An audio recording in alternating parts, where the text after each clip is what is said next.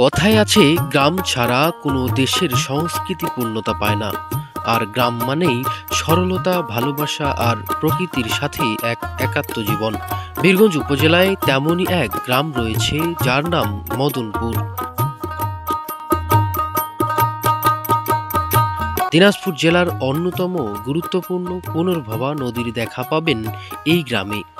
এই এলাকার সহজ সরল নানা কর্মঠ মানুষ সারাদিনের ঘাম ঝরানো পরিশ্রম শেষে একত্রিত হয় মদনপুরের প্রাণকেন্দ্র গুটি কয়েক দোকানপাট নিয়ে গড়ে ওঠা মদনপুর মোড়ে।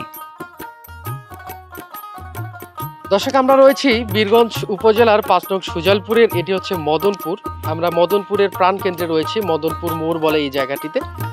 এখানে সহজ সরল অবলা খুদে মানুষ থেকে শুরু করে বিভিন্ন পরিশ্রমী মানুষ যারা দিন শেষে খেটে খাওয়া মানুষ যারা দিন শেষে এই জায়গায় আড্ডা দেয়।